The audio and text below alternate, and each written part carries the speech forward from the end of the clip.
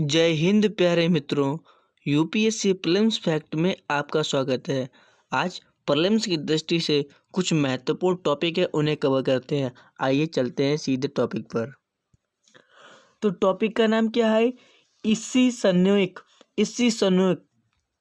यह क्या है? यह नई प्रजाति है डायनासोर की। तो यूपीएससी में अगर आपने प्रीवियस ईयर के क्वेश्चन पेपर देखे होंगे तो अक्सर ऐसे क्वेश्चन पूछ दिए जाते हैं कि ऐसे लिख देगा कि इसी सने क्या है? एक क्षुद्र ग्रह है, या पश्चिम घाट में खोजी गई नई प्रजाति, या कोई शैवाल की नई प्रजाति। तो गलत हो जाएगी, नहीं, क्यों? इसी सनो क्या है? डायनासोर की एक नई प्रजाति है। जी आप फिगर में देख रहे हैं, ये डायनासोर की नई प्रजाति है। डायनासोर की कहाँ खोजी गई है? तो ग्रीनलैंड में। अब इसके बारे में थोड़े 2-3 फैक्ट जानेंगे, फिर अगला टॉपिक देखेंगे, क्योंकि यूपीएससी में अक्सर ऐसे वन लाइनर फैक्ट आते हैं खोज के बारे में कि कहाँ खोजा गया, कि प्रजाति का नाम क्या था, या किससे संबंधित प्रजाति थी। इसलिए तो आप समझ लीजिए, इसी साने क्या है? डायनासोर की नई प्रजाति जो ग्रीनलैंड में खोजी गई। और कहाँ खोजी गई? तो पूर्वी ग्रीनलैंड में निवास करने वाली ये पहली डायनासोर की प्रजाति थी। और 214 मिलियन पूर्व यहाँ पूर्वी ग्रीनलैंड में निवास करने वाली ये प्रजाति थी डायनासोर की। तो बस इतना आप याद रखना, नोट्स बनाना। तो इसी साने क्या है? डायनासोर की नई प्रजाति जो पूर्वी ग्रीनलैंड में निवास करती थी। आइए अब एक नज़र मार लेते हैं इस डायनासोर की प्रजाति इसी साने के बारे में। यह मध्यम आकार का है, लंबी गर्दन वाला है, डायनासोर है। सारोपोड्स का पूर्ववर्ती था। इससे पहले क्या थे? तो ऐसे पूछे सारोपोड्स क्या है? ये भी डायनासोर की प्रजाति थी। तो सारोपोड्स क्या है? इसी सने पूर्ववर्ती, जो अब तक का सबसे बड़ा भूमि पर पाया जाने वाला जानवर था। क्या नाम था इसका? सारोपोड्स। बाकी आप फैक्ट लिखा है, आप पढ़ सकते हैं, जो इम्पोर्टेंट था वो आपको बताते रहेंगे, ठीक है। अब आइए देख लेते हैं इस खोज का क्या महत्व है। तो इससे क्या होगा? इससे हमें पता चलेगा कि उस समय की जलवायु परिवर्तन कैसा हुआ था। जो वर्तमान में जलवायु परिवर्तन आप सबसे बड़ी समस्या है पृथ्वी की, यो और मानव जीवन के समक्ष, तो उसे हम समझने में महत्वपूर्ण ये अदा करेगी कि उस समय ये कैसे विलुप्त हो गए, किस प्रकार क्या कोई उल्कापिंड की बौछार हुई थी, या क्लाइमेट चेंज के कारण इनका परिवर्तन हो गया है। तो इसलिए समझने में ये मददगार होंगे। क्या नाम है? इसी सनोक।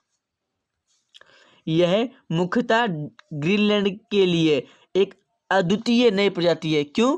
क्योंकि शोधकर्ताओं को इससे पूर्व ट्रायसिक डायनासोर की पहुंच के बारे में पता चलेगा कि उस समय डायनासोर कैसे थे, या उनके पूर्ववर्ती सौरोपोड्स कैसे विकसित हुए थे। इन्हें समझने में मदद मिलेगी।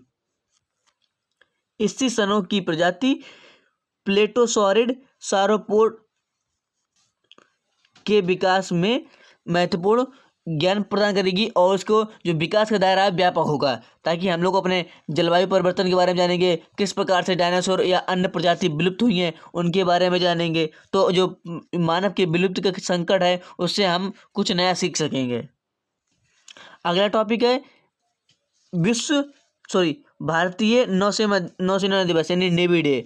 क्यों चर्चा में? क्योंकि प्रतिवर्ष 4 दिसंबर को नौसेना दिवस मनाते हैं। इसका अर्थ चर्चा में। तो ये पीसीएस के लिए महत्वपूर्ण है। पीसीएस में अक्सर ऐसे क्वेश्चन पूछे जाते हैं कि नौसेना दिवस कब मनाते हैं, और इसलिए और महत्वपूर्ण होता है क्योंकि इस नौसेना दिवस के 50 वर्ष होने वाले हैं। क्योंकि 1971 में जब भारत पाकिस्तान युद्ध हुआ था, तो उसी के पश्चात 4 दिसंबर को हुआ। 3 दिसंबर को हुआ, तो 4 दिसंबर से भारत ने जीत दर्ज की थी। तो उसी के उपलक्ष्य में हम लोग 4 दिसंबर को विश्व नौसेना दिवस मनाते हैं। भारतीय नौसेना दिवस मनाते हैं। तो इसलिए इसके 50 वर्ष हुए हैं, तो इसका अर्थ ये और महत्वपूर्ण हो जाता है। यहाँ महत्वपूर्ण कितनी बात रखने के कि इनका ध्येय क्या होता है, ध्येय वाक्य। अक्सर ऐसे पूछा जाता है कि ये किसका ध्येय वाक्य है, तो ये पूछ लिया जाता है। और ये का नाम ऑपरेशन ट्राइडेंट का संबंध किससे है? नौसेना से है, या थल सेना से है, या वायुसेना से है? किससे है? तो ऑपरेशन ट्राइडेंट नौसेना से है। ट्राइडेंट मतलब त्रिशूल, या हिंदी में बोलते तो ऑपरेशन त्रिशूल। और भारत पाकिस्तान युद्ध आपको पता होगा 3 दिसंबर 1971 को हुआ था। अब आइए जल्दी से एक नज़र मार लेते हैं भारतीय नौसेना के बारे में, इंडियन नेवी के बारे में। इसकी आपको पता होगा तीनों नौसेना का सुप्रीम कमांडर कौन होता है? कमांडर इन चीफ होता है, राष्ट्रपति होता है, भारत राष्ट्रपति। तो पहली महिला कमांडर कौन हुई? पहली महिला, ऐसे पूछता है कि भारत की पहली महिला कमांडर कौन है, तो प्रतिभा पाटिल। क्यों? क्योंकि प्रतिभा पाटिल राष्ट्रपति रह चुकी है, महिला राष्ट्रपति, तो महिला कमांडर कौन हुआ, प्रतिभा पाटिल। ऐसे क्वेश्चन घुमा के पूछ सकता है। तो पहली महिला कमांडर कौन है, प्रतिभा पाटिल।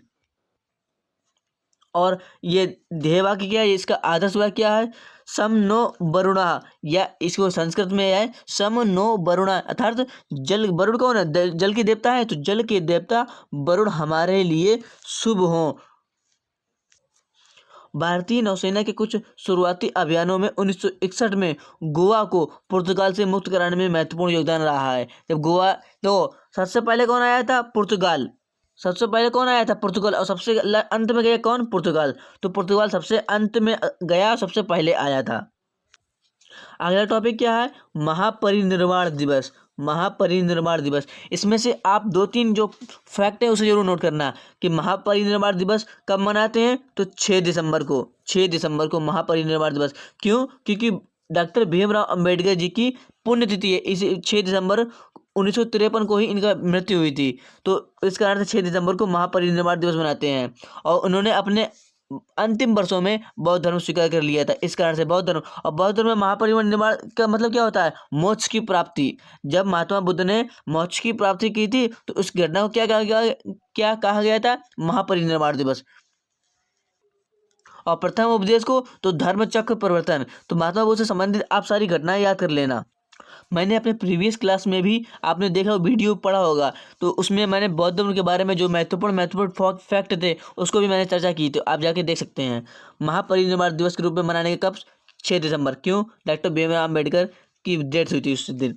तो महापरिनिर्वाण, जिसे बौद्ध धर्म का एक प्रमुख सिद्धांत माना जाता है, संस्कृत एक शब्द है जिसका अर्थ क्या होता है, मुक्ति या मोक्ष। महिला को होता है मुक्ति या मोक्ष।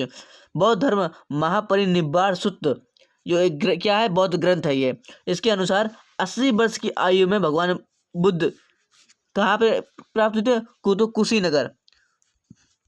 कुशीनगर देवरिया उत्तर प्रदेश। कहाँ पर था, कुशीनगर देवरिया। देवरिया कहाँ पर था, उत्तर प्रदेश। और कुशीनगर हवाई अड्डा, अंतर्राष्ट्रीय हवाई अड्डा के बनने के अभी योगी जी ने शुरुआत की है, कहाँ पर, कुशीनगर में। तो ये भी इसलिए यूपी पीसीएस के लिए बहुत ज़्यादा इंपॉर्टेंट हो जाता है ये। और साथ साथ यूपी भारत का पहला ऐसा राज्य होगा जहाँ 5 अंतर्राष्ट्रीय हवाई अड्डे हैं, किसी में नहीं, 5 अंतर्राष्ट्रीय हवाई अड्डे को यूपी में। तो हाँ, यहाँ यूपीएससी के साथ साथ यूपी पीसीएस वाले स्टूडेंट ज़्यादा ध्यान दें। 5 कहाँ पर है, तो आपने पढ़ा होगा, लखनऊ में पहले था और वाराणसी में पहले था। अब कौन सा, कुशीनगर हो गया। लखनऊ, वाराणसी, फिर कुशीनगर, 3 हो गए हैं। और चौथा कौन सा है, चौथा कौन सा है, याद कीजिए, अयोध्या। चौथा अयोध्या। 5वां अभी हाल ही में प्रधानमंत्री जी ने शिलान्यास किया है, क्या है, नोएडा में, ग्रेटर नोएडा, गौतम बुद्ध नगर, याद कीजिए। जेवर याद कीजिए, लिख लीजिए, जेवर अंतर्राष्ट्रीय हवाई अड्डा। तो यूपी में कितने हो गए, 5 अंतर्राष्ट्रीय हवाई अड्डा हो गए। और यूपी भारत का पहला एकमात्र राज्य है जहाँ 5 अंतर्राष्ट्रीय हवाई अड्डा है। पहला लखनऊ, दूसरा वाराणसी, तीसरा कुशीनगर, चौथा अयोध्या और 5वां जेवर। और जेवर भारत का पहला ऐसा अंतर्राष्ट्रीय अंतर्राष्ट्रीय हवाई अड्डा होगा जो नेट जीरो एमिशन वाला होगा। नेट जीरो एमिशन मतलब समझे हो आप, कि इसमें जितना ही आप का बिजली में, अर्थात यह जितना उत्सर्जन करेगा उतना अवशोषण करेगा। जैसे इसने कहा कि ये बिजली लेगा, तो बिजली से क्या होता है, कोयले से बिजली बनती है, तो उससे ज़्यादा, जैसे 10 वाट बिजली लेगा तो 10 वाट ये सौर ऊर्जा से भी उत्पादन करेगा। जितना एमिशन करेगा उतना उत्सर्जन करेगा। और पेड़ लगाएगा तो जितना एमिशन उतना उत्सर्जन, जितना उत्सर्जन उतना एमिशन। इसलिए नेट जीरो उत्सर्जन वाला कौन सा भारत का पहला हवाई अड्डा होगा, जेवर। कहाँ पर है, नोएडा, गौतम बुद्ध नगर। और ये एशिया का सबसे बड़ा होगा। तो अभी कुछ पॉइंट नोट कीजिए, यूपीएससी के साथ साथ यूपी पीसीएस के लिए सबसे ज़्यादा महत्वपूर्ण है, नोट कीजिए। 5 अंतर्राष्ट्रीय हवाई अड्डा, भारत का पहला राज्य कौन सा है, उत्तर प्रदेश है। कहाँ पर है, लखनऊ, वाराणसी, कुशीनगर, अयोध्या और जेवर। एशिया का सबसे बड़ा अंतर्राष्ट्रीय हवाई अड्डा होगा। एशिया का सबसे बड़ा अंतर्राष्ट्रीय हवाई अड्डा होगा और ये नेट जीरो एमिशन वाला होगा। अब आइए अपनी बात पे आते हैं फिर से। तो कहाँ पर थे हम लोग, कुशीनगर थे। कुशीनगर देवरिया उत्तर प्रदेश में महात्मा बुद्ध जी ने महापरिनिर्वाण को प्राप्त किया था। तो डॉक्टर भीमराव अम्बेडकर का जन्म कब हुआ था, तो 14 अप्रैल। ये पूछ लेते हैं, 14 अप्रैल 1851 में। एमपीपीसीएस के लिए इंपॉर्टेंट है। क्योंकि यहाँ कहाँ हुआ था, मध्य प्रदेश के महू में हुआ था। डॉक्टर अंबेडकर एक महत्वपूर्ण समाज सुधारक, न्यायविद, अर्थशास्त्री, लेखक, बहुभाषाविद और तुलनात्मक धर्म का अध्ययन करने वाले विद्वान थे। उन्होंने ही कहा था कि कॉमन सिविल कोड आर्टिकल 44 जो फिलहाल चर्चा में है, समान नागरिक संहिता हो, ताकि क्योंकि धर्म के नाम पर ही लोग आपस में बटे हुए हैं। अगर सभी का एक धर्म होगा तो एकता होगी, ना छुआछूत होगा ना कुछ होगा। इसलिए ये आर्टिकल 44 के समर्थक थे और उन्होंने आर्टिकल 32 को, अनुच्छेद 32 को संविधान की आत्मा कहा था। क्यों? क्योंकि इसके तहत ही व्यक्ति अपने अधिकार को प्राप्त कर सकता है। आर्टिकल 32 के तहत सुप्रीम कोर्ट जा सकता है, आपने पढ़ा होगा। तो आइए देखते हैं, स्वतंत्र भारत के प्रथम कानून मंत्री कौन थे? ये भी ये नोट कीजिएगा, स्वतंत्र भारत के प्रथम कानून मंत्री डॉक्टर अंबेडकर थे। उन्होंने उन्होंने क्या किया? उन्होंने 15 अवधि वाला यानी 15 दिन वाला छपने वाला एक समाचार पत्र, तो मूक नायक, तो ऐसे पूछते कि मूक नायक समाचार पत्र के संपादक कौन थे? तो डॉक्टर अंबेडकर। मूक नायक के संपादक कौन थे? डॉक्टर अंबेडकर। मैं बार बार रिपीट कर रहा हूँ, इसे जरूर नोट कीजिएगा। इस समाचार पत्र के माध्यम से वह एक मुखर और संगठित दलित राजनीति की नींव रखी। उन्होंने कहा, दलितों को आरक्षण की बात की उन्होंने। 1923 में बहिष्कृत हितकारिणी सभा की स्थापना की। ये भी नोट कीजिएगा, बहिष्कृत हितकारिणी सभा की स्थापना किसने की? तो डॉक्टर अंबेडकर ने की। कब की? 1923 में। 1923 में बहिष्कृत हितकारिणी सभा की स्थापना डॉक्टर अंबेडकर ने की। यह नोट कीजिए। और 1927 में महान सत्याग्रह। तो सत्याग्रह सोचोगा, आपने सोचा कि गांधी जी ने किया होगा, नहीं, महान सत्याग्रह का नेतृत्व किसने किया था? अंबेडकर जी ने। तो महान सत्याग्रह हुआ, मूक नायक समाचार पत्र हुआ और बहिष्कृत हितकारिणी सभा हुई। ये 3 पॉइंट नोट कीजिएगा, इंपॉर्टेंट है।